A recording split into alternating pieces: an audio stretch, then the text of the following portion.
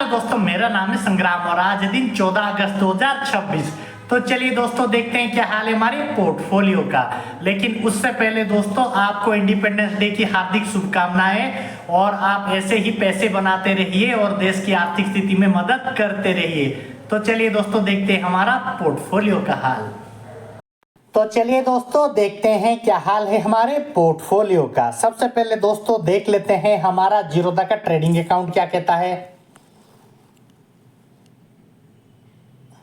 और आज दोस्तों देखा जाए तो निफ्टी बैंक हमारा 90 टू 100 पॉइंट के करीब गिरा हुआ है, जो कि हमारा 0.5% के करीब है।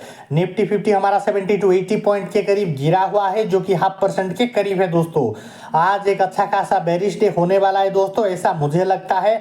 तो चलिए दोस्तों इंडिविजुअल स्टॉक्स का हाल भी देख लेते हैं। एलटी फूड्स 1% के करीब बढ़ा हुआ है। पिरामल फाइनेंस फ्लैट है। यूपीएल हमारा 1% के करीब गिरा हुआ है। टाटा स्टील हमारा 1% के करीब गिरा हुआ है। जनरल इंश्योरेंस 0.5% के करीब बढ़ा हुआ है। पीएफसी हमारा फ्लैट है दोस्तों। टाटा मोटर कॉमर्शियल व्हीकल 1 से 2% के करीब बढ़ा हुआ है। टाटा मोटर पैसेंजर व्हीकल 4 से 5% के करीब गिरा हुआ है।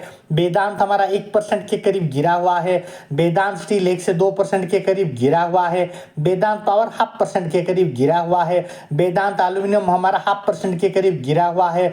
वेदांत ऑयल एंड गैस 1% के करीब गिरा हुआ है दोस्तों।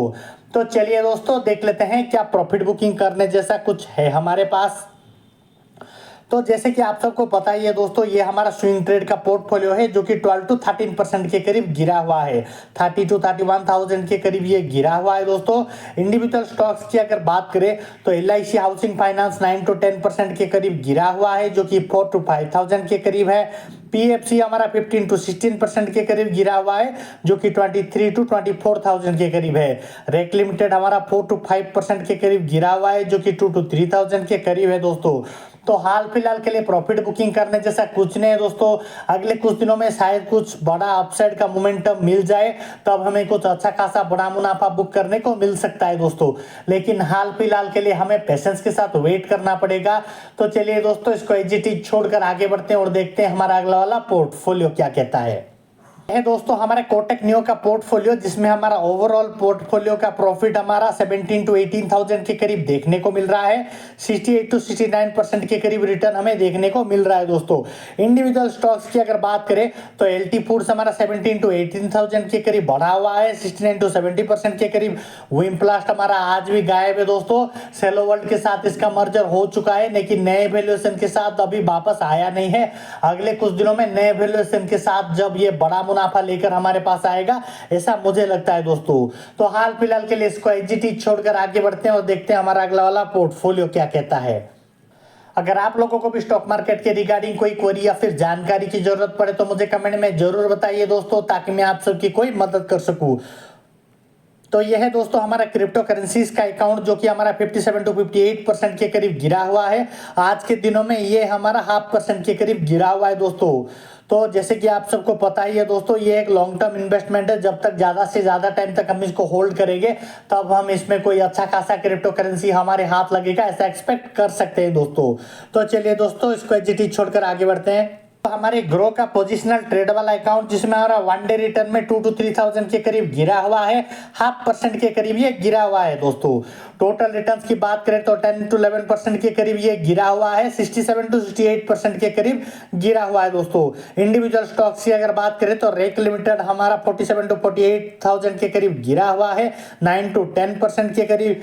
पीएफसी हमारा 20 टू 21,000 के करीब गिरा हुआ है, जो कि 10 टू 11% के करीब है दोस्तों।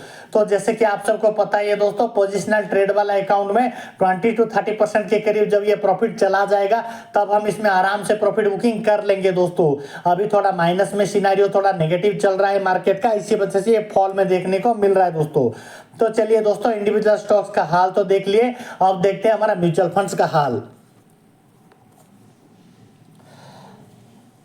तो तो यह है दोस्तों हाल हमारे म्यूचुअल फंड का, जो कि वन डे रिटर्न में 400 to 500 के करीब बढ़ा हुआ है। टोटल रिटर्न में 123 to 124,000 के करीब बढ़ा हुआ है, 8 to 9% के करीब।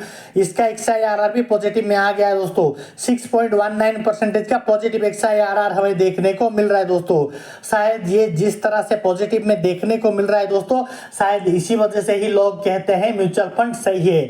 हर किसी कैटेगरी के नए इन्वेस्टमेंट से लेकर पुराने इन्वेस्टर के लिए म्यूचुअल फंड एक सही ऑप्शन रहता है दोस्तों, क्योंकि जब हमारे पास हमारे सारे स्टॉक नेगेटिव में चले जाते हैं तब म्यूचुअल फंड और ETF एक अच्छा खासा ऑप्शन रहता है, जो कि हमेशा धीरे धीरे पॉजिटिव ऑप्शन में चला जाता है दोस्तों।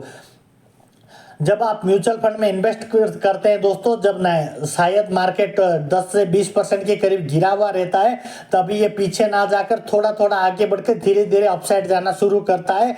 धीरे धीरे लॉन्ग टाइम में बड़ा इन्वेस्टमेंट से हमारा 2%, 3%, 10%, 20% करके ये धीरे धीरे अपवर्ड में चला जाता है दोस्तों। तो इसी वजह से इसको म्यूचुअल फंड हमेशा सही है दोस्तों, ऐसा कहते हैं। आज मुझे भी लगता है दोस्तों, शायद म्यूचुअल फंड में हमारा इन्वेस्टमेंट सही में जा रहा है दोस्तों।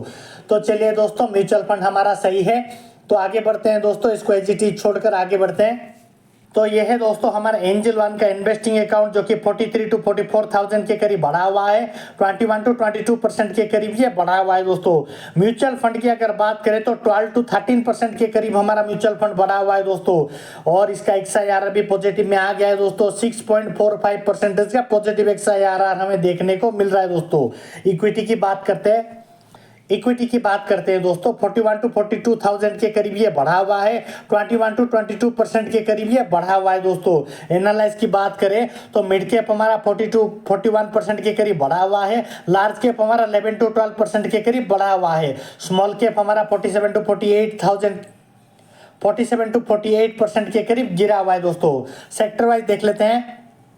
फाइनेंस और हाउसिंग हमारा 125 to 126% के करीब बढ़ा हुआ है, ऑटोमोबाइल और ट्रक्स हमारा 94 to 95% के करीब बढ़ा हुआ है, स्टील और आयरन 15 to 16% के करीब बढ़ा हुआ है, ऑटोमोबाइल और पैसेंजर का 38 to 39% के करीब गिरा हुआ है, पेस्टिसाइड और एग्रोकेमिकल 4 to 5% के करीब बढ़ा हुआ है, अदर्स में हमारा 5 to 6% के करीब बढ़ा हुआ है, जिसमें हमारा फाइनेंस और NBFC -8 to 9% के करीब गिरा हुआ है, एल्यूमिनियम प्रोडक्ट्स हमारा 1085 to 1086% के करीब बढ़ा हुआ है, मेटल और नॉन फ्यूरोस हमारा 2 to 3% के करीब गिरा हुआ है, ऑयल और रिफाइनरीज हमारा 66 to 67% के करीब गिरा हुआ है, मेटल और फ्यूरोस हमारा 6 to 7% के करीब हमारा बढ़ा हुआ है, पावर जनरेशन हमारा 42 to 43% के करीब गिरा हुआ है।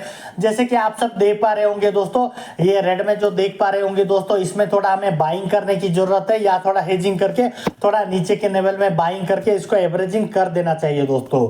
तो चलिए दोस्तों, इंडिविजुअल स्टॉक्स का हाल भी देख लेते हैं। वेदांत एल्यूमिनियम का स्टॉक हमारा 1086 to 1087% के करीब बढ़ा हुआ है, पीरामल फाइनेंस हमारा 125 to 126% के करीब बढ़ा हुआ है, Tata motor commercial vehicle 94 to 95% के करीब बढ़ा हुआ है, टाटा स्टील हमारा 15 to 16% के करीब बढ़ा हुआ है, वेदांत स्टील हमारा 6 to 7% के करीब बढ़ा हुआ है, UPL हमारा 4 to 5% के करीब बढ़ा हुआ है, वेदांत हमारा 2 to 3% के करीब बढ़ा हुआ है, PFC हमारा 7 to 8% के करीब गिरा हुआ है, जनरल इंश्योरेंस 8 to 9% के करीब हमारा गिरा हुआ है, Tata motor commercial vehicle 38 to 39% के करीब गिरा हुआ है, वेदांत पावर 42 to 43% के करीब गिरा हुआ है, वेदांत ऑयल एंड गैस 66 to 67% के करीब गिरा हुआ है दोस्तों। तो हाल फिलहाल के लिए हमारा इक्विटी अच्छा खासा परफॉर्म कर रहा है दोस्तों, डरने की कोई बात नहीं है। तो चलिए दोस्तों, मिलते हैं हम हमारे अगले वाले एपिसोड कल में।